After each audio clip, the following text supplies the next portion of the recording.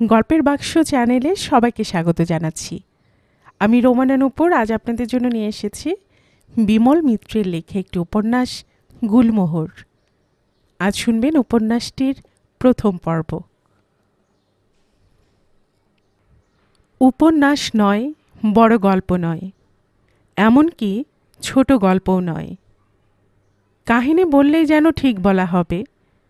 আসলে ওগুলোর মধ্যে কোনটা যে কী, কোনটার কি নিয়ম, তাও আমি জানি না। আর নাম নিয়ে মাথা ঘামানোর অত দরকারই বা কী?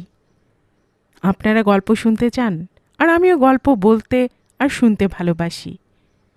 এখন এই যখন অবস্থা, তখন এটা উপন্যাস না গল্প তা নিয়ে আর মাথা ঘামাবেন না। আমি আরম্ভ করে দেই। গোড়াতে বলে রাখা ভালো, এটা আমার শোনা কাহিনী। তবে সেদিন যারা কোর্টের ভেতরে ছিল তারা অনেকে আমাকে বলেছে এটা সত্য ঘটনা। আমি আপনাদের হলফ করে বলতে পারি, আমি সত্য বই মিথ্যা বলিব না।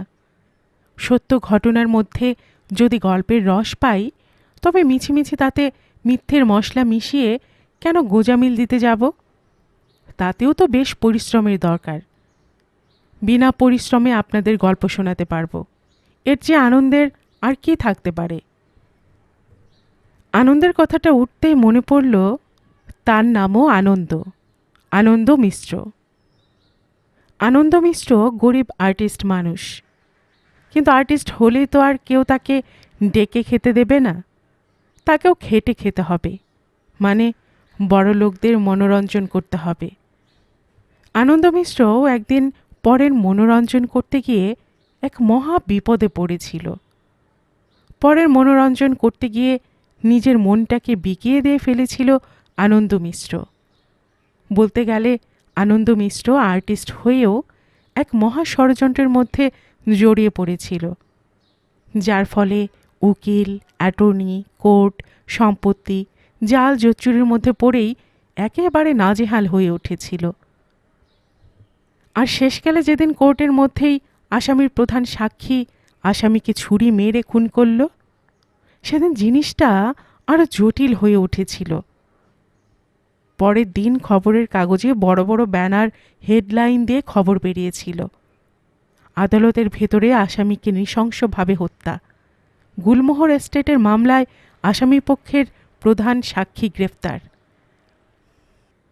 মামলাটা হচ্ছিল লখনৌ হাইকোর্টে। যারা কোর্ট কাছারির সঙ্গে আজীবন জড়িত, তারাও এর আগে এমন ঘটনা কখনো দেখেনি, এমন ঘটনার কথা কখনো কানেও শোনেনি। ঘটনাটা তাই বহুদিন ধরে কান থেকে কানে, মুখ থেকে মুখে মুখে ফিরত। মামলাটাও ছিল বিচিত্র ধরনের। লখনৌয়ের উকিল, অ্যাটর্নি, ব্যারিস্টারদের মহলে এ মামলাটার কথা বহুদিন ধরে ঘোরাফেরা করত। আমার বন্ধু শিবনাথ দিনের পর দিন এ মামলার ব্যাপারে স্বচক্ষে দেখেছে, স্বকর্ণে শুনেছে। আর শিবনাথ যে মিথ্যে কথা বলবে আমার কাছে, তাও বিশ্বাস হয় না। কারণ এ মামলার আসামি বা ফরিয়াদি কোনো পক্ষের মধ্যেই শিবনাথ জড়িত ছিল না। সে তখন সবে ল কলেজ পাশ করে বেরিয়ে আদালতের পাড়ায় ফ্যাঁ ফ্যাঁ করে ঘুরে বেড়াচ্ছে বা ঘুরপাক খাচ্ছে। শিবনাথ বলেছিল, গুলমোহর এস্টেটের বার্ষিক ইনকাম ছিল 15 লাখ টাকা। ওই অত টাকার এস্টেট নিয়ে যে খুনোখুনি ব্যাপার ঘটে যাবে, তাতে আর আশ্চর্যের কি আছে? জিজ্ঞেস করছিলাম, তাই এস্টেটটা শেষ পর্যন্ত কার ভাগে পড়ল? শিবনাথ বলেছিল, ওই নয়না চৌহানের ভাগেই পড়ল। নয়না চৌহান? হ্যাঁ, যাকে নিয়ে আনন্দ মিশ্রের এত খোয়াব। আনন্দ মিশ্র তো নয়না চৌহানের জন্য এত কাণ্ড করল, আর আনন্দ মিশ্র না থাকলে তো বুলবুল চৌধুরী ধরাও পড়তো না। ধরা পড়ার পর খুনও হতো না কোর্টের মধ্যে। এ আজ থেকে প্রায় 40-45 বছর আগেকার কথা। তখন নয়না চৌহানের মতো মেয়েরা এখানকার মেয়েদের মতো রাস্তায় গাড়ি চালিয়েও বেড়াতো না। ক্লাবে কি পার্টিতে গিয়ে কাঁধ কাটা, পেট কাটা ব্লাউজ পরে সকলের সামনে গিয়ে হুইস্কির গেলাসেও চুমুক দিত না। অথচ ফুর্তি করে জীবন কাটিয়ে দেবার মতো টাকা কি ছিল না নয়না চৌহানের? গুলমোহর এস্টেটের একমাত্র ওয়ারিশান যে মেয়ে, তার দ্বারা সব কিছু করাই তো সম্ভব।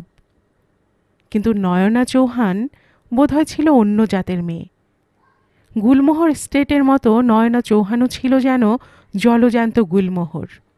যেমন রং, তেমনি বাহার, তেমনি আগুনের হলকার মতো রূপ।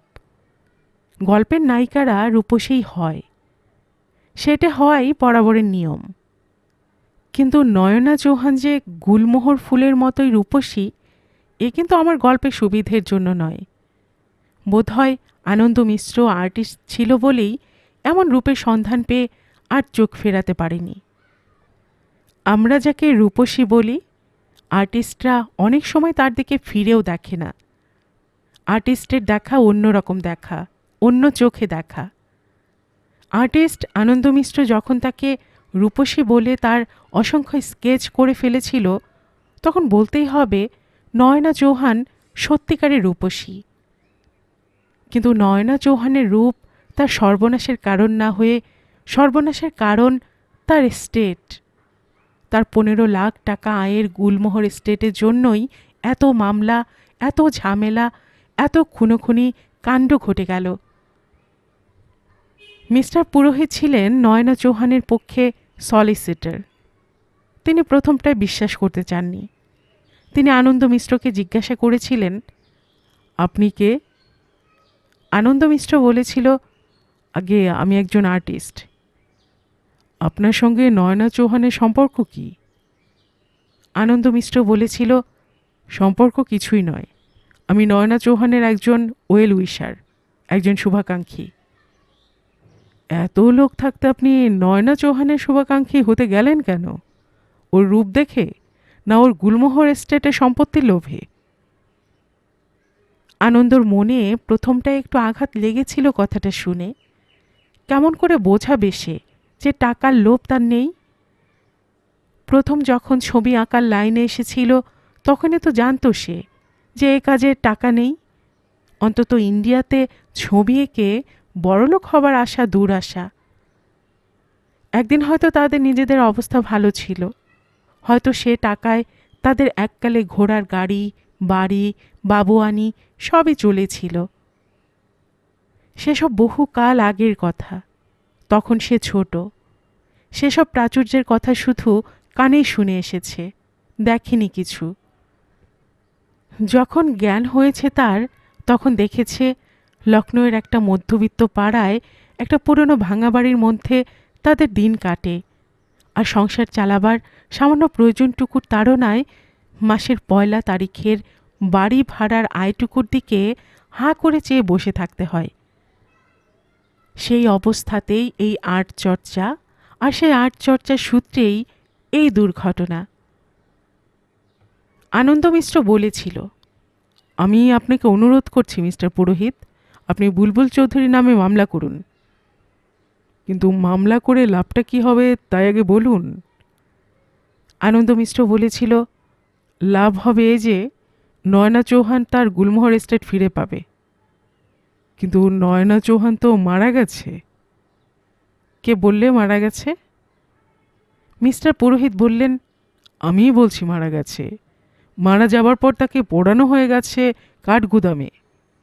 মিস্টার বুলবুল চৌধুরী নিজে তার সৎকার করেছেন। সেখানে অনেক সাক্ষী ছিল, এমনকি যে ডাক্তার তাকে শেষকালে দেখেছিল তার দেওয়া ডেথ সার্টিফিকেট পর্যন্ত আছে। এর পরেও বলবেন নয়না চৌহান মারা যায়নি? আনন্দ মিশ্র বলেছিল, না, আমি বলছি সে মারা যায়নি। যে মারা গেছে সে নয়না চৌহানের মতোই দেখতে। কে সে? আপনি তো জানেন সব। সে হচ্ছে আরেকটা মেয়ে, তার নাম জানকী। কিন্তু এত কথা বলার পরেও মিস্টার পুরোহিত মামলা করতে রাজি হয়নি। মিস্টার পুরোহিত চৌহান ফ্যামিলির পুরনো সলিসিটর। তিনি নয়না চৌহানের বাবা আত্মা চৌহানের পুরনো বন্ধু। দুজনে অনেক দিন একসঙ্গে উঠা বসা করেছেন, একসঙ্গে আত্মা চৌহানের সঙ্গে শিকার করতে গিয়েছেন। খুব বন্ধুত্ব ছিল দুজনে।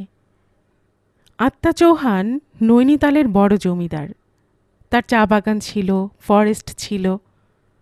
আত্মা চৌহান মারা যাওয়ার সময় ওই একমাত্র মেয়ে নয়না চৌহানকে রেখে মারা যান। পৈতৃক যে সম্পত্তি ছিল তার কিছু ভাগ দেননি নিজের মেয়েকে। নিজের পরিশ্রমে উপায় করা গুলমোহর এস্টেট উইল করে গিয়েছিলেন মেয়ের নামে।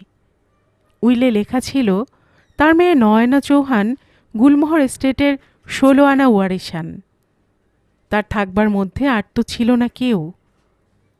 ছিল যে সে তার ভাই আশিস চৌহান।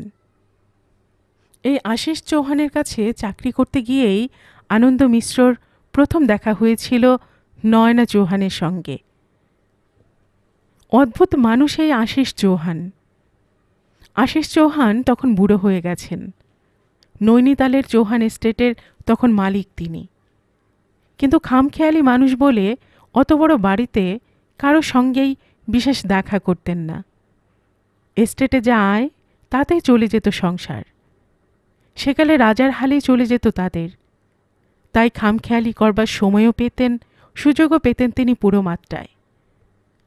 আশিস চৌহান বলতেন, মানুষ নামেই জানোয়ার। নিজের একগাদা চাকর বাকর নিয়ে নিজের মহলের মধ্যেই তিনি দিন রাত কাটাতেন। এক একটা চাকর ছিল এক একটা কাজের জন্য। কেউ তাকে জামা পাজামা পরিয়ে দিত, কেউ বা তার পা টিপে দিত, কেউ বাইরের ফরমাস খাটত। ভৃত্যরাই ছিল তার সব। ভৃত্যরাই ছিল তার আপনার লোক। কাউকে ডেকে বলতেন, আমার সামনে দাঁড়িয়ে থাক। চাকরটা দাঁড়িয়ে থাকত। কে কাজের জন্য যে তাকে ডেকেছেন তা তিনিও বলতেন না, সেও জিজ্ঞেস করত না। সে সামনে চুপ করে দাঁড়িয়ে থাকত। খানিক পরে বলতেন, যা এবার। আবার কখনো সামনে ডেকে এনে জিজ্ঞেস করতেন, কি কাজের জন্য তোকে ডেকেছি রে? চাকরটা বলতো, কি জানি হুজুর। রেগে যেতেন আশিস চৌহান, বলতেন, মনে করে দেখ না কি জন্য ডেকেছি তোকে। চাকরটা বলতো, আগে আমি কি করে মনে করব? তা তুই মনে করবি না তো আমি মনে করব? আমি তোর মনিব না তুই আমার মনিব? আগে আপনি আমার মনিব। তবে তবে কেন বলছিস না? কেন আমি তোকে ডেকেছি? এ এক মহা সমস্যা কর্তাকে নিয়ে। বাড়ির ঝি চাকর খানসামা বাবুর্চি দারোয়ান কোচোয়ান সবাই এ নিয়ে মুশকিলে পড়ত। কিন্তু কিছু করবারও ছিল না কারো। তাই এই পাগলা মানুষের কাছেই চাকরি নিয়ে এসেছিল একদিন আনন্দ। আনন্দ প্রথমে ভেবেছিল বুঝি আশিস চৌহানের ছবি আঁকতে হবে, কিন্তু তা নয়। আশিস চৌহান চিৎকার করে ডাকলেন, শঙ্করজি। বেশি ডাকতে হলো না। একটা বেড়াল পাশের ঘর থেকে ম্যাও ম্যাও শব্দ করতে করতে এসে হাজির হলো। কাছে আসতেই কোলে তুলে নিলেন তাকে আশিস চৌহান। বললেন, এর নাম শঙ্কর। এই শঙ্করজির ছবি আঁকতে পারবে? শুনে আনন্দ মিশ্র তো অবাক। শুধু অবাক নয়, বলতে গেলে হতবাক। কিছুক্ষণের জন্য সেদিন কথাই বেরোয়নি তার মুখ দিয়ে। কিন্তু চাকরি যখন তাকে করতে হবে তখন আর বাছ বিচার করে লাভ নেই। মানুষ আঁকতেও যা, জানোয়ার আঁকতেও তাই। আশিস চৌহানের কাছে মানুষের চেয়ে জানোয়ারেরই বেশি কদর। তিনি বলতেন, মানুষ নিমক হারামের জাত। তাই সই। আশিস চৌহানের কথার প্রতিবাদ করবার নিয়ম নেই চৌহান এস্টেটে। চৌহান এস্টেটের একমাত্র মালিক তিনি। সুতরাং তার কথা নির্বিবাদে মেনে নিত আনন্দ মিশ্র। কোর্টের খুন খারাপের ঘটনা নিয়ে এ উপন্যাস আরম্ভ করেছিলাম, কিন্তু যে ঘটনার পরিণতি খুন খারাপিতে তারও একটা শুরু আছে। শিবনাথ আমাকে সেই শুরু থেকেই সবটা বলেছিল কেমন করে আনন্দ মিশ্র আস্তে আস্তে এই চৌহান ফ্যামিলির সঙ্গে জড়িয়ে পড়েছিল ঠিক প্রথম রাত্রিতেই। সকালের ট্রেনে আনন্দ মিশ্র আসতে পারেনি, তাই প্রথম দিন তার আসতে দেরি হয়েছিল। যখন চৌহান এস্টেটে পৌঁছেছিল তখন সন্ধে হয়ে গিয়েছে। সেদিন আর দেখা হয়নি আশিস চৌহানের সঙ্গে, কিন্তু বাড়িটা যে কত বড় তার কিছুটা আঁচ পেয়েছিল সে। বিরাট বাগান, বাগানের মধ্যে ছোট লেক, বড় বড় আকাশ ছোঁয়া রকমারি গাছ, গাছগুলো যে কতকালের তা আন্দাজ করে বুঝতে হয়। রাত্রির বেলা একটি ঘরে তাকে চাকররাই খেতে দিয়েছে। ঘরের দেয়ালে কত মানুষের ছবি, বড় বড় সাইজের অয়েল পেন্টিং, কত পুরুষ, কত মহিলা। একজন মহিলার দিকে চেয়ে চোখ তার আটকে গিয়েছিল, বড় মিষ্টি মুখখানা। কিন্তু বেশিক্ষণ সেদিকে চেয়ে থাকতে পারেনি আনন্দ মিশ্র, পাছে খানসামা বাবুর্চি কিছু মনে করে। আনন্দ মিশ্র চাকরটাকে জিজ্ঞেস করেছিল, সাহেব কি রাত্রেই আমার সঙ্গে দেখা করবেন? চাকরটা বলেছিল, আমি সাহেবকে জিজ্ঞেস করে বলবো হুজুর। তারপর আর বেশি কথা হয়নি। নিজের ঘরে গিয়ে ইজেলটা খাটিয়ে আস্তে আস্তে ঘুমিয়ে পড়েছিল। কিন্তু ঘুম বোধ হয় তখনও ভালো করে আসেনি। হঠাৎ মনে হলো একখানা ফর্সা মুখ যেন তার জানালার কাচের উপর ভেসে উঠল, ঠিক যেন সেই অয়েল পেন্টিংয়ের মুখখানার মতো। সঙ্গে সঙ্গে ভয় পেয়ে গিয়েছিল আনন্দ মিশ্র, চিৎকার করে উঠেছিল, কন কন, কে কে? আওয়াজটা পেয়েই মুখখানা অদৃশ্য হয়ে গেল। আনন্দ মিশ্র তাড়াতাড়ি জানলাটা হাত দিয়ে খুলে ফেলল। দেখল কেউ কোথাও নেই।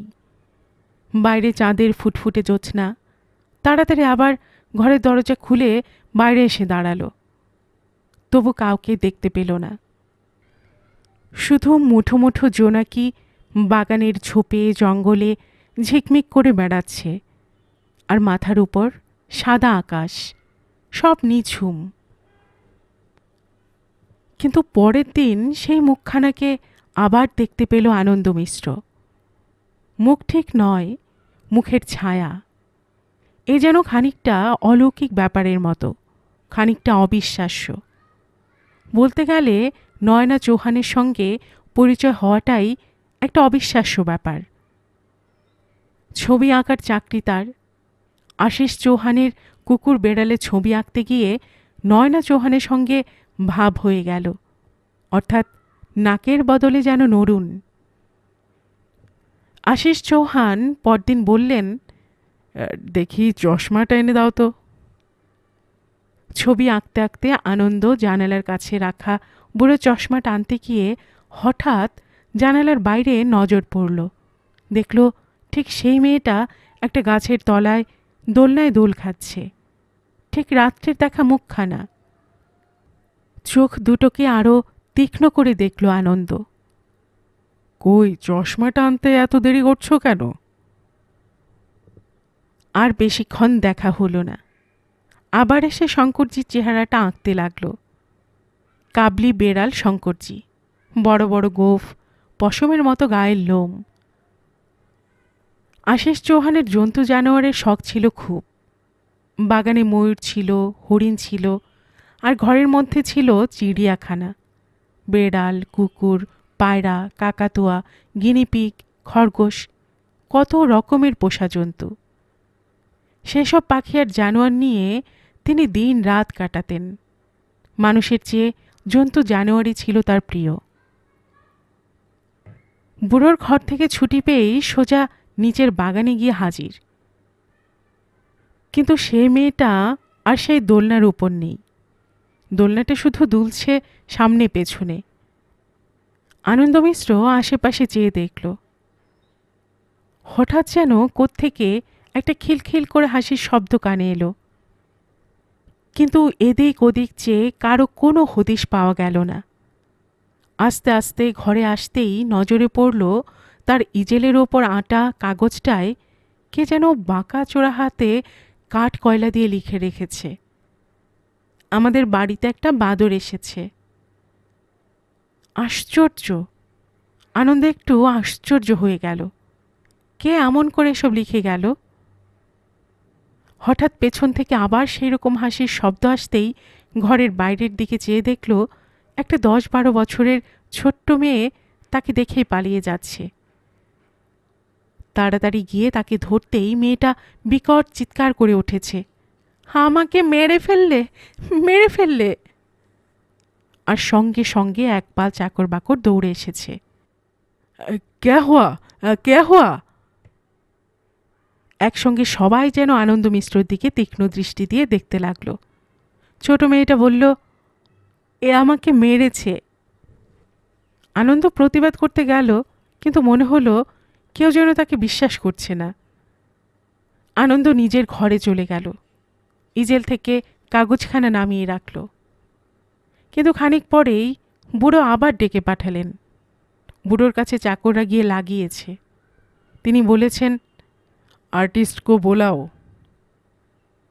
আনন্দ গিয়ে দাঁড়াতেই বুড়ো বললেন, তুমি মেরেছ অলকাকে? আনন্দ বললেন, আমি মারিনি স্যার, মিছিমিছি চিৎকার করে উঠেছে। বেশ করেছ, মেরেছ, আরও মারবে। খুব যেন খুশি হয়েছেন আশিস চৌহান, বেশ হাসি হাসি মুখ। প্রথম দিন আনন্দ ভেবেছিল বুড়ো বুঝি হাসতে জানে না, রোগা চিমড়ে চেহারা, কেবল খিটখিট করে। কিসের জন্য যে বুড়োর খিটখিটুনি তার কোনো কারণ জানা যায় না, বোধহয় লিভারের দোষ। এত বড় প্রপার্টি, এত সম্পত্তি, তবু মেজাজ এমন কেন তা বহুদিন থেকেও বুঝতে পারেনি আনন্দ মিশ্র।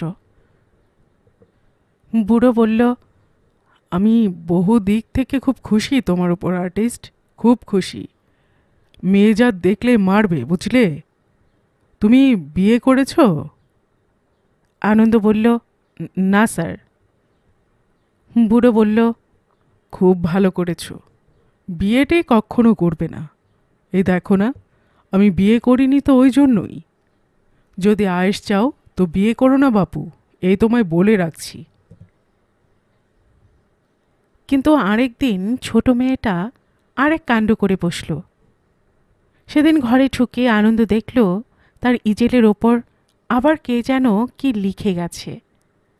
ঘরে ঢুকে বোঝা গেল মেয়েটা ঘরের ভেতরেই লুকিয়ে আছে, কিন্তু যেন তাকে দেখতে পায়নি এমন করে গিয়ে খাটের ওপর উঠে বসল। তারপর পকেট থেকে একখানা রুমাল বের করে একটা ইঁদুর তৈরি করল, আর সেই ইঁদুরটাকে নিয়ে হাতের উপরেই নাচাতে লাগলো। এবার আর লুকিয়ে থাকতে পারল না মেয়েটা, ইঁদুরের লোভে একবার সামনে এগিয়ে এসেছে। আনন্দ ইঁদুর নাচাতে নাচাতে বলল, তোমার নাম তো অলকা না? আপনি কে করে জানলেন? আনন্দ বলল, আমি জানি। তুমি ইঁদুরটা নেবে? বলে অলকার দিকে এগিয়ে দিল ইঁদুরটা। এটা কি করে তৈরি করলেন?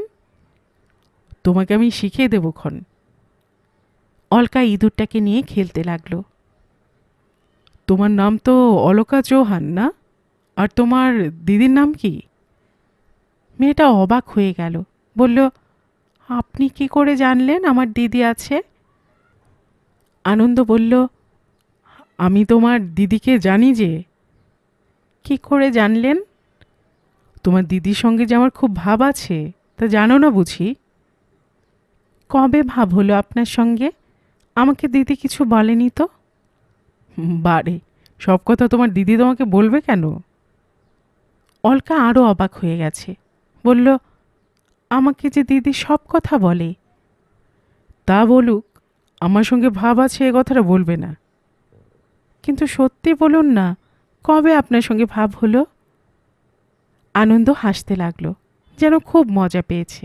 বলল, তোমার দিদি যে আমার ঘরে এসেছিল সেদিন। ও মা, তাই নাকি? কবে? আনন্দ বলল, এই তো সেদিন রাত্রির বেলা। আচ্ছা, আমি দিদিকে জিজ্ঞেস করে আসি তো। বলে ইঁদুরটাকে নিয়ে তাড়াতাড়ি দৌড়তে দৌড়তে ঘর থেকে চলে গেল। বাইরে থেকে শোনা গেল অল্প চিৎকার করে ডাকতে ডাকতে যাচ্ছে, দিদি, ও দিদি।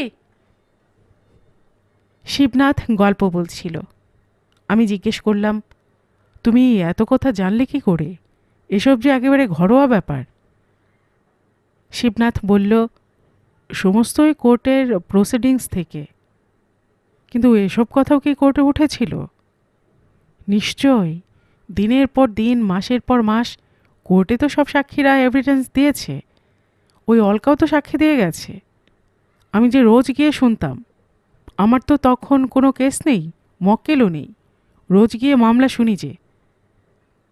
তারপর একটু থেমে শিবনাথ বলল, তোমাকে আমি শুধু পয়েন্টগুলো দিচ্ছি।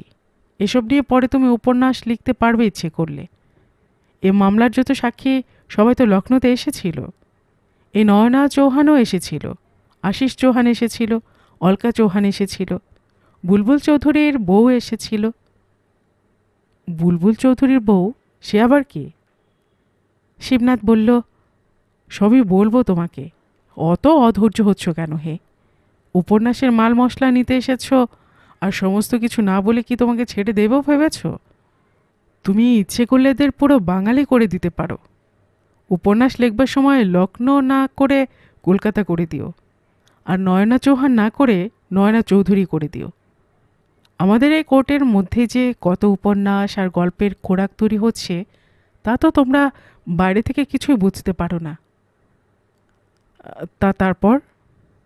শিবনাথ বলল, তারপর সেই দিনই সন্ধেবেলা আনন্দ মিশ্র ডাক পড়ল নয়না চৌহানের ঘরে। নয়না চৌহানের ঘরে মানে? মানে লাইব্রেরি ঘরে। নয়না চৌহানকে তো তুমি দেখোনি, দেখলে বুঝতে পারতে সে কি রূপ। দেখলে আমার মতো গদ্যময় লোকেরও আর্টিস্ট হতে ইচ্ছে করত। তবে আনন্দ মিশ্র তার যে রূপ দেখেছিল, সে রূপ তো আমি দেখিনি। আমি কোর্টের ভেতর যখন নয়না চৌহানকে দেখলাম, তখন তার চোখের কোলে কালি পড়েছে, চুলগুলো উস্কো খুস্কো। তখন নয়না চৌহানের মাথারই ঠিক নেই। তখন তাকে পাগলাগারদে আটকে রেখেছে বুলবুল চৌধুরী। চোখ দিয়ে তার ঝরঝর করে জল পড়ছে। সে সময় নয়না চৌহানকে যে দেখেছে, সেই মনে মনে তার জন্য কষ্ট পেয়েছে। কেন? পাগলাগারদে আটকে রেখেছে কেন? সেসব পরে বলবো, আগে গোড়ার কথাগুলো তো শোনো। চৌহান এস্টেটের আত্মারাম চৌহানের একমাত্র মেয়ে নয়না চৌহান। 15 লাখ টাকা আয়ের গুলমোহর এস্টেটের মালকিন সে। তার ডাক পেয়ে আনন্দ মিশ্র সত্যই ভয় পেয়ে গিয়েছিল প্রথমে। প্রথমটা তো বিশ্বাসই হয়নি। আনন্দ জিজ্ঞেস করল, আমাকে? জি হ্যাঁ। নয়না চৌহানের আয়া নিজেই ডাকতে এসেছিল। আয়াটার বয়স বেশি নয়, একটু গম্ভীর গম্ভীর চেহারা, বেশি কথা বলতো না। অনেকবার তাকে দেখেছে আনন্দ। মুখে যেন তার কোনো ভাষা নেই। সাদা ধবধবে সালোয়ার পাঞ্জাবি পরা চেহারা, একটু ফুলো ফুলো গোলগাল মুখখানা। মেয়েটার মা বাপ নেই বলে বরাবর আয়াটাই দেখাশোনা করত। নয়নার পোশাক পরিচ্ছদ, চুল বাঁধা, গায়ে সাবান মাখানো, সমস্ত কাজেরই ভার ছিল তার উপর। তাড়াতাড়ি জামাটা গায়ে চড়িয়ে আয়াটার পেছনে পেছনে গিয়ে হাজির হলো দোতলার লাইব্রেরি ঘরে। বিরাট একটা ঘর, চারদিকে নানা রকম ছবি, পাথরের কিউরিও সাজানো, দেয়ালের আলমারিতে বইয়ের শাড়ি। একটা চেয়ারে বসিয়ে আয়াটা পাশের ঘরে চলে গেল। আর তার খানিক পরেই নয়না চৌহান বেরিয়ে এলো লাইব্রেরি ঘরের ভেতরে। আনন্দ উঠে দাঁড়ালো চেয়ার থেকে, বলল, আপনি আমায় ডেকেছিলেন? হ্যাঁ, বসুন। আপনি অলকাকে আমার সম্বন্ধে কিছু বলেছিলেন? অলকাকে? আপনার ছোট বোনকে? হ্যাঁ। আপনি নাকি তাকে বলেছেন যে আমি একদিন সন্ধেবেলা আপনার ঘরে গিয়েছিলাম। আনন্দ কি উত্তর দেবে হঠাৎ ভেবে পেল না। বলল, আমি তো ঠিক বলিনি। তা বলিনি মানে? আপনি বলেননি যে আমি আপনার ঘরে গিয়েছিলাম? আনন্দ নয়না চৌহানের মুখোমুখি দাঁড়িয়ে যেন হতভম্ব হয়ে গেল। শুধু নয়না চৌহানের মুখের ভাষার নয়, তার মুখ, চোখ, নাক, কান, চুল, রং সমস্ত যেন আনন্দ মিশ্রকে বড় বিমূঢ় করে দিল। এতদিন ধরে ছবি এঁকে এসেছে সে, অনেক মডেল নিয়েও পোর্ট্রেট এঁকেছে, কিন্তু এ যে অন্য রকম, এ যে অনন্যা। মুখের, চোখের, নাকের, কানের এমন প্রপোর্শন যেন আগে আর কোথাও দেখা যায়নি। আপনি বিশ্বাস করুন, আপনাকে কোনো অপমান করা আমার উদ্দেশ্য ছিল না। কিন্তু আমি কখন আপনার ঘরে গেলাম? আর আপনার ঘরে যাবার উদ্দেশ্যই বা আমার কি থাকতে পারে? আনন্দ বলল, সে তো সত্যি কথাই, কিন্তু সেদিন আমার মনে হয়েছিল আমার ঘরে ঠিক আপনার মতন একটা মুখ যেন উঁকি মারছিল। কে যা তা বলছেন? সত্যি বিশ্বাস করুন, আমি আপনাকে মিছে কথা বলবো না। আমি যেদিন প্রথম এ বাড়িতে এলাম, সে রাত্রে সবাই ঘুমিয়ে পড়েছি, হঠাৎ কীরকম যেন একটা শব্দ হতেই আমার ঘুম ভেঙে গেল। আর চোখ মেলে দেখি একটা মুখ আমার জানালার উপর ঝুঁকে ভেতরের দিকে দেখছে। কি দেখছে তা জানি না। প্রথমে আমি চমকে উঠেছিলাম, কিন্তু খাবার ঘরের টেবিলে আপনার যেরকম একটা পোর্ট্রেট টাঙানো আছে, ঠিক সেরকম মুখখানা, ঠিক অবিকল আপনার মতো মুখ, আপনার মতো চোখ, আপনার মতো নাক কান চুল সমস্ত। আমিও তাই নিজেই অবাক হয়ে গিয়েছিলাম, এ কেমন করে হতে পারে? আপনি ভুল দেখেছেন কিংবা স্বপ্ন দেখেছেন, আপনার জানালা দিয়ে উঁকি মারবো এ কেমন করে আপনি ভাবতে পারলেন? আনন্দ এরপর কি বলবে ভেবে পেল না। বলল, আমায় আপনি দয়া করে ক্ষমা করবেন। আমি ঠাট্টা করে অলকাকে কথাটা বলেছিলাম, এছাড়া অন্য কোনো উদ্দেশ্য ছিল না আমার। নয়না বলল, আপনি আমার কাকার কাজ করতে এখানে এসেছেন, কাকার কাজ নিয়ে থাকবেন। আমি চাই না যে বাইরের কেউ আমাদের বাড়ির ব্যাপারে মাথা ঘামাবে। আনন্দ চুপ করে রইল কিছুক্ষণ। নয়না আবার বলতে লাগলো, আর এর পরেও যদি এ ব্যাপার আর ঘটে, তাহলে যাতে আপনার এখানে আর থাকা সম্ভব না হয় তার ব্যবস্থা করব। এখন যান। আনন্দ এর আর কি উত্তর দেবে? নিঃশব্দে একটা নমস্কার করে চলে আসা ছাড়া আর কোনো উপায় ছিল না তার। চলে আসছিল আনন্দ, কিন্তু হঠাৎ বাইরে থেকে একটা চিৎকার কানে আসতেই থমকে দাঁড়ালো। নয়না চৌহানের দিকে চেয়ে দেখল, সেও যেন অবাক হয়ে গেছে চিৎকারটা শুনে, যেন ভীষণ বিপদে পড়েছে অলকা। অলকার গলা না? আনন্দরও মনে হলো যেন অলকার গলার শব্দ। বাগানের দিক থেকে চিৎকারটা এসেছে, হয়তো পড়ে গেছে খেলতে খেলতে, কিংবা তার চেয়েও ভীষণ কিছু বিপদ ঘটেছে। পাশের ঘরের ভেতর থেকে হঠাৎ সে আয়াটা বেরিয়ে এলো।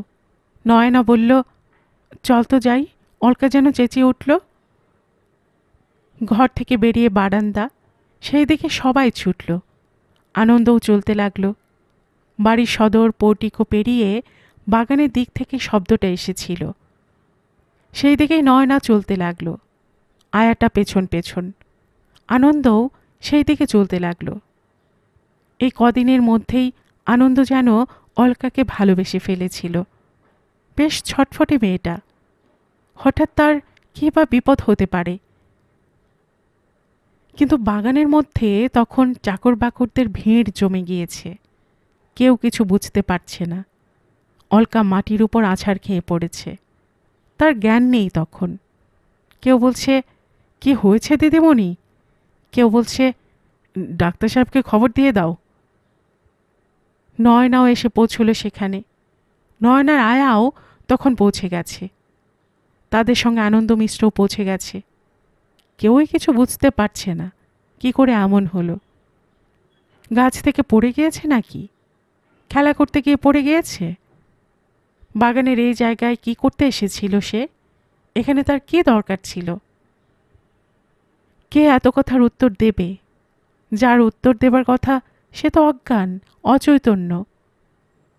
নয়না সকলকে বলল ধরাধরি করে অলকাকে ঘরে নিয়ে যেতে। চাকররা সবাই মিলে অলকাকে ধরাধরি করে বাড়ির ভেতরে নিয়ে গেল। সকলে চলে যাবার পরও আনন্দ দাঁড়িয়ে রইল সেখানে। তার জন্য কেমন সন্দেহ হলো। নিশ্চয়ই এর পেছনে কিছু রহস্য আছে। এ বাড়িতে আসা পর্যন্ত কেমন সন্দেহ হচ্ছিল তার। সবই যেন অদ্ভুত এখানে। এ বাড়ির চাকর বাকর, ঝি, আয়া, খানসামা, চাপরাশি সবাই যেন কেমন আস্তে আস্তে কথা বলে। সবাই যেন বড় কেতাদুরস্ত। সবাই যেন মন খুলে কথা বলে না কারোর সঙ্গে। আর সবার মাথার উপর বুড়ো কর্তা তো খাঁটি পাগল মানুষ। অথচ টাকারও অভাব নেই এদের, ঐশ্বর্যেরও অভাব নেই। কর্তার ভাইজি, সেও যেন কেমন অদ্ভুত। আনন্দ মিশ্র সেই ঝাপসা সন্ধ্যের মধ্যে বাগানে দাঁড়িয়ে দাঁড়িয়ে অনেক কথা ভাবতে লাগল।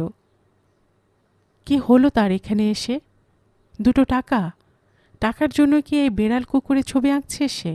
আর কিছু নয়। হঠাৎ নয়না চৌহানের চেহারাটার কথা মনে পড়ল। অমন চমৎকার চোখ, মুখ, নাক, কান, রং। যদি অমন চেহারাটাকে আঁকবার সুযোগ পেত সে, কিন্তু তাই বা কেমন করে সম্ভব হবে? বড়লোকের মেয়ে, সেই বা কেন তার অনুরোধ রাখবে? কিসের দায় তার?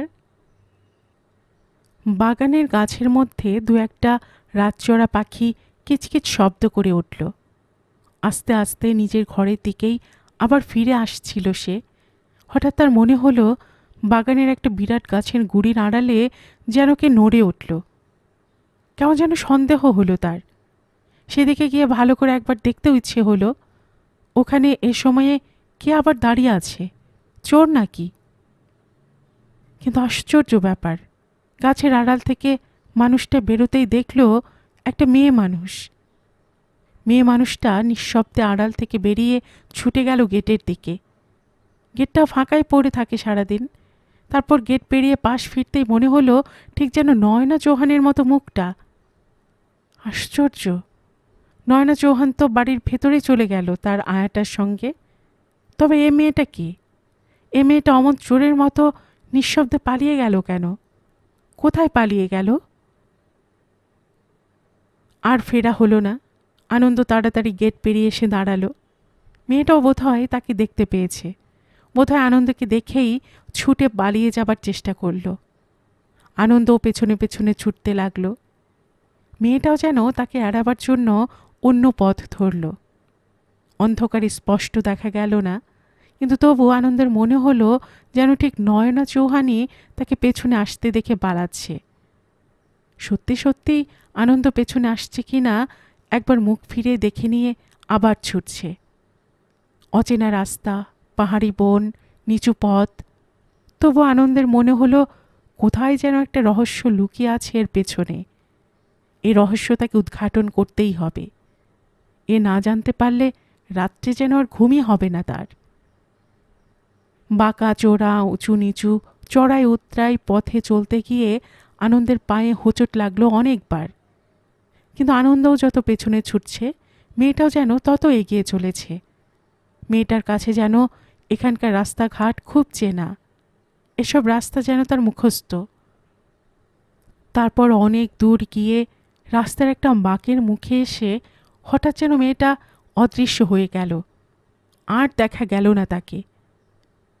আনন্দ মিশ্র সেখানেই চুপ করে দাঁড়িয়ে পড়ল। কোথায় কত দূর এসেছে তাও বুঝতে পারল না সে। সবই অচেনা এদিকে। দূরে বোধহয় দু একটা বসতি বাড়ি, হয়তো কোনো ছোটোখাটো গ্রাম। সেখানে টিমটিম করে কয়েকটা আলো জ্বলছে।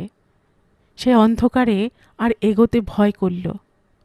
সেখানে দাঁড়িয়ে দাঁড়িয়েই আনন্দ যেন আকাশের দিকে চেয়ে এই রহস্যের কিনারা করতে চেষ্টা করতে লাগল। বললাম, এত খুঁটিনাটি কেন বলছো? ও মেয়েটা কে?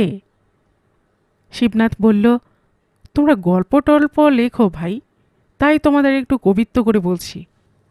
আমি উকিল মানুষ বলে কি আর কবিত্ব করবার অধিকার নেই? বললাম, কবিত্বটা আমার উপর ছেড়ে দাও, তুমি শুধু পয়েন্টগুলো বলে যাও, বাকিটা আমি নিজে করে নেব। কিন্তু ও মেয়েটা আবার কে? ও মেয়েটাও কি নয়না চৌহানের মতো দেখতে? শিবনাথ বলল, হ্যাঁ। দুই বোন নাকি? যমজ বোন? শিবনাথ বলল, না, একই রকম দেখতে। মামলাটা তো ওই জন্যই হলো। বুলবুল চৌধুরী কি সহজ মানুষ? বেশ আটঘাট বেঁধে কাজে নেমেছিল। কে বুলবুল চৌধুরী? শিবনাথ বলল, এই মামলার যে আসামি। শিবনাথের কাছে যা শুনেছিলাম তাতে বুঝেছিলাম বুলবুল চৌধুরীও কম বড় লোক নয়। মানে কাঠগুদামের মস্ত বড় এক জমিদার বাড়ির ছেলে, একমাত্র ছেলে। বুলবুল চৌধুরীর বাবা ধর্মেন্দ্র চৌধুরী সেকালে ভালো শিকারী ছিলেন। সেকালে ধর্মেন্দ্র চৌধুরী ও অঞ্চল থেকে প্রথম বিলেত গিয়েছিলেন। নয়না চৌহানের বাবা আত্মা চৌহানের ঘনিষ্ঠ বন্ধু ছিলেন। দুজন একসঙ্গে পোলো খেলতে যেতেন জয়পুরে, দুজনে একসঙ্গে শিকারে যেতেন। দুজনেই বড়লোক, দুজনেই বেপরোয়া। প্রথম যৌবনে লখনৌয়ে বাইজি মহলে ধর্মেন্দ্র চৌধুরী আর আত্মা চৌহানের নবাবিয়ানার কাহিনী মুখে মুখে ফিরত। কোনো কোনো বাইজিকে ধর্মেন্দ্র চৌধুরী মহাল কিনে দিয়েছেন। কোনো বাইজির গান শুনে আত্মা চৌহান সোনা দিয়ে তার তানপুরাটা বাঁধিয়ে দিয়েছেন। এসব গল্প লখনৌর নবাবরা বেশ আগ্রহ করে রসিয়ে রসিয়ে শুনত। যখন তুমি উপন্যাস লিখবে তখন পাতার পর পাতা তা নিয়ে লিখতে পারো, সেসব তোমার পাঠকদের পড়তে ভালো লাগবে, পড়িয়ে শোনাতেও ভালো লাগবে। এখন শুধু পয়েন্টগুলো বলে যাচ্ছি। তা সেই ধর্মেন্দ্র চৌধুরী বিলেতে গিয়ে বিয়ে করে নিয়ে এসেছিল এক মেম সাহেবকে। মেম সাহেব এসে ধর্মেন্দ্র চৌধুরীর জালনা আলো করে বসল। ধর্মেন্দ্র চৌধুরীর বাইজির নেশা কেটে গেল বিয়ে করার পর। সেই মেম সাহেবের পেটে এক ছেলে হলো। সেই ছেলে হলো এই মামলার আসামি বুলবুল চৌধুরী।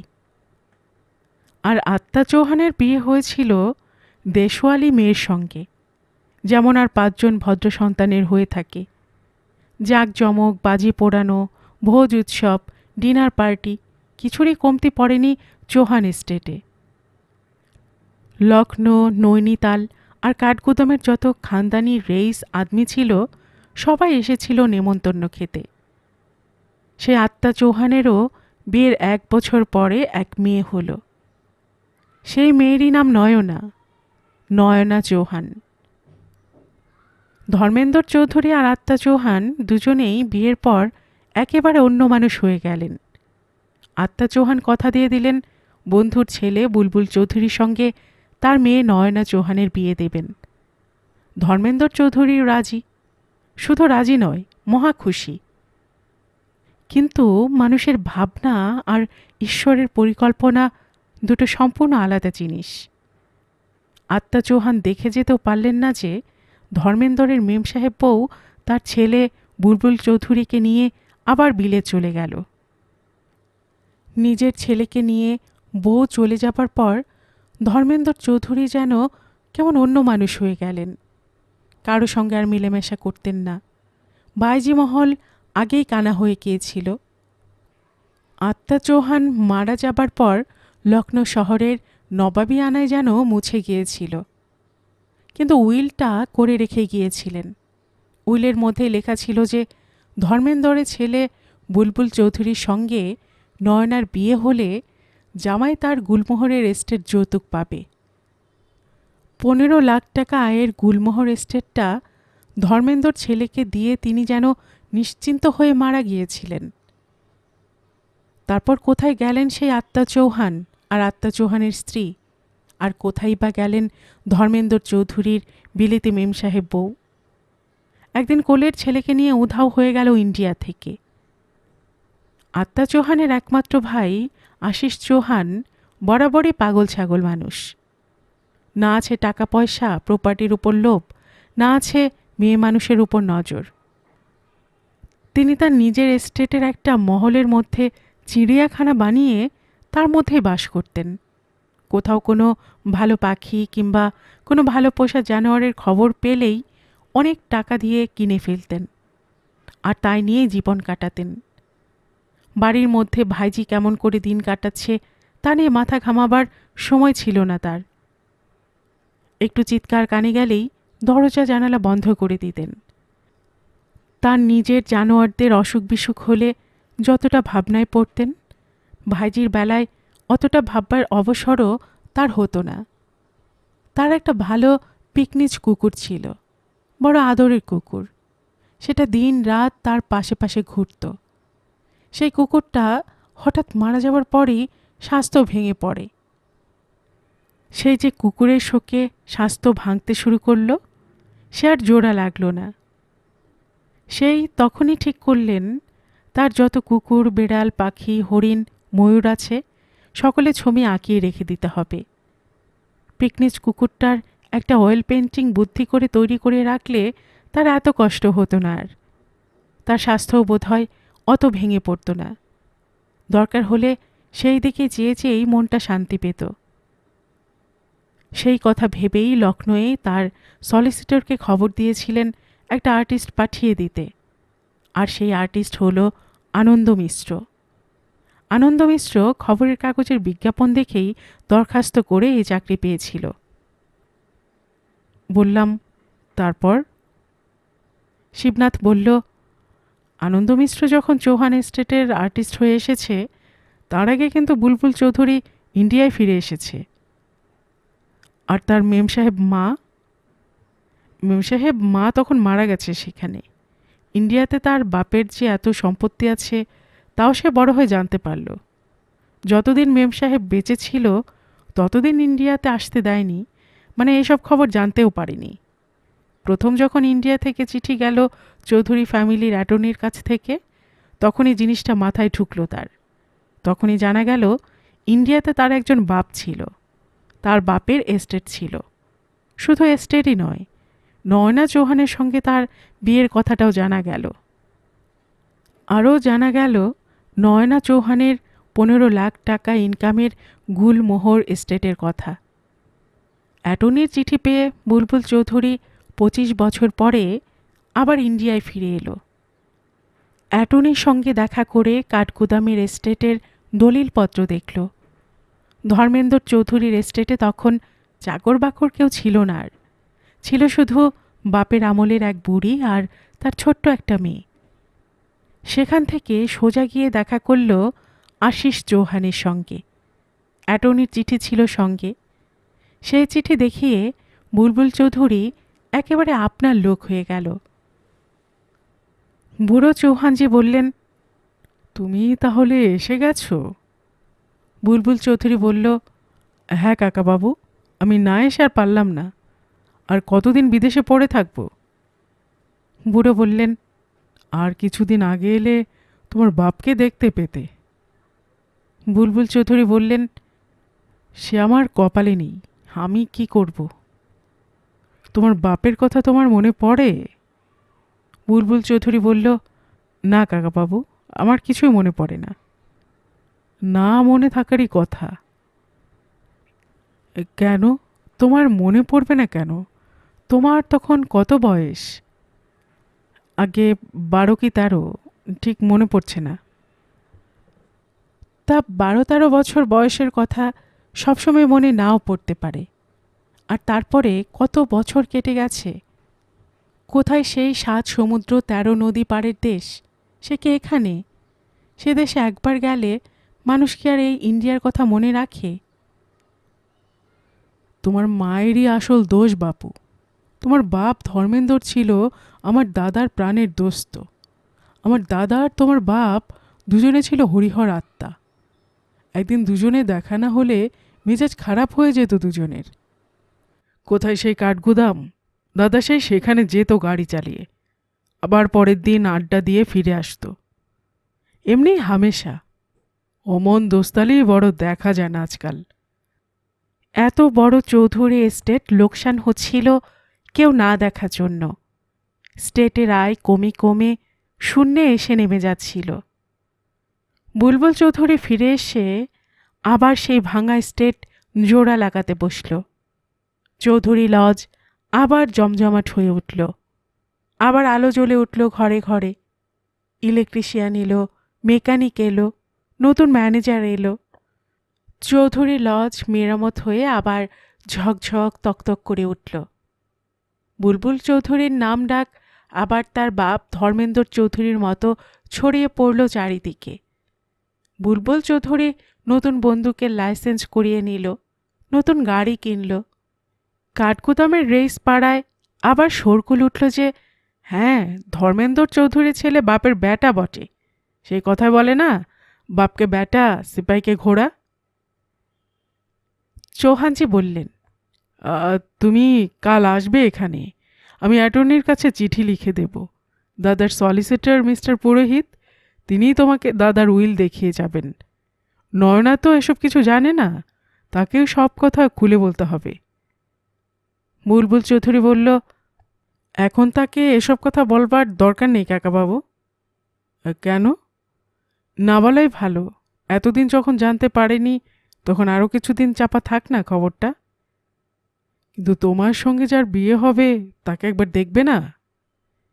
সে তো দেখবই কাকাবাবু, সারা জীবন ধরে তো দেখব। সমস্ত জীবনটাই তো সামনে পড়ে আছে আমাদের। আগে প্রপার্টির ব্যাপারটা ঠিক হয়ে যাক। চৌহানজি বললেন, প্রপার্টির তো কোনো হাঙ্গামা নেই, সে তো সমস্ত ঠিকই আছে। ইয়ারলি 15 লাখ টাকার ইনকাম এখনও ইনট্যাক্ট আছে। কিন্তু নয়না চৌহান যদি আমাকে বিয়ে করতে রাজি না হয় কাকাবাবু, তখন? চৌহানজি রেগে গেলেন। রাজি হবে না মানে? রাজি হবে না তার মানেটা কি? মানেটা কি শুনি? দাদা নিজে মারা যাবার আগে উইল করে যায়নি? দাদা তো সব কথা খুলে লিখে গেছে। তোমার বাপ বেঁচে থাকলে তার মুখেই সব শুনতে পেতে। বুলবুল চৌধুরী বলল, কিন্তু সে তো অনেক দিনের কথা। তখন আর এখন? এখন যদি তার মেয়ে সে কথা না মানে? তার মানে? চৌহানজি যেন আরও বেশি রেগে গেলেন বুলবুল চৌধুরীর কথা শুনে। বললেন, তার মানে তুমি বিয়ে করতে চাও না আমার ভাইজিকে? তুমিও কি মেম সাহেব বিয়ে করে বসে আছো তোমার বাবার মতো? বুলবুল চৌধুরী বললেন, না কাকাবাবু, আমি বিয়ে করতে যাব কেন? আমি তো আমার মার কাছে সব শুনেছি। আপনাকে না জিজ্ঞেস করে আমি কি বিয়ে করে ফেলতে পারি? তবে তবে এ কথা বলছো কেন? আমি বুড়ো হয়ে গিয়েছি, কবে আছি কবে নেই। এখন যদি মারা যাই তো কে ওদের দেখবে?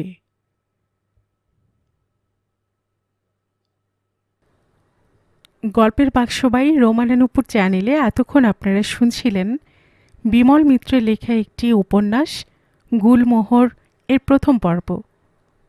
আর এতক্ষণ গল্প পাঠে আমি আপনাদের সাথে ছিলাম রোমানানুপুর।